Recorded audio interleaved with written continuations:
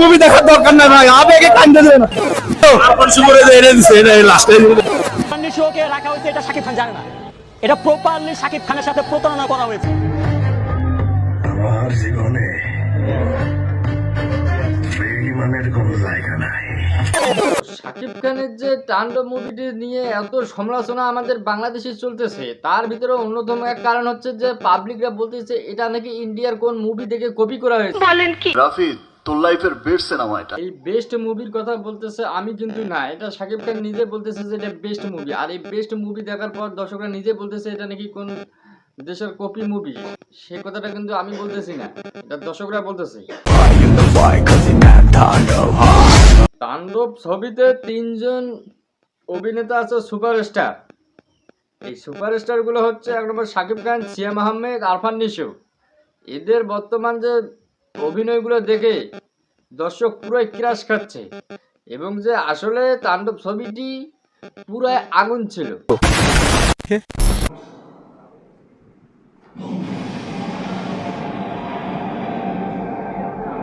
আগের শাকিব খানের মুভিগুলো দেখে মানুষ হাসাহাসি ঠাট্টা এবং মজা নিত, আর এখনকার শাকিব খানের যদি ছবি আসে হলের টিকিটের জন্য মারামারি লেগে যায়।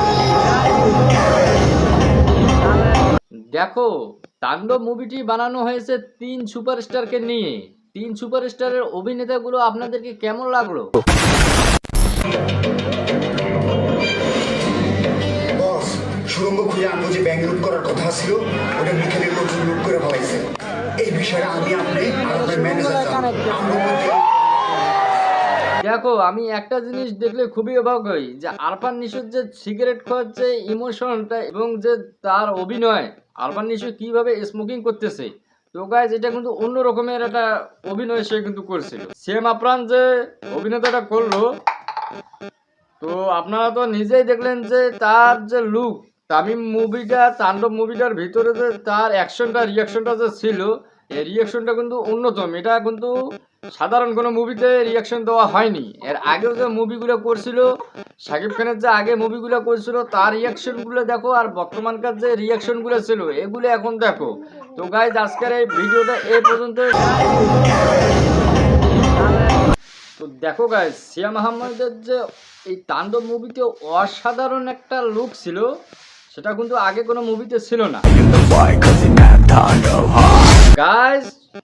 তো শাকিব খানের যে রিয়াকশনটা এবং আরফান নিশোর যে সিগারেট খাওয়ার স্মোকিংটা রিয়াকশনটা ছিল, এটা কিন্তু আগের কোনো মুভিতে ছিল না। এই তাণ্ডব মুভিতে তার অন্যতম একটা রিয়াকশন ছিল এখানে। তো এই কারণে দর্শক অনুভূতি প্রকাশ করতেছে যে এটা নাকি কপি করা আছে, কিন্তু না, এটা কখনো কোনো কপি করা হয়নি।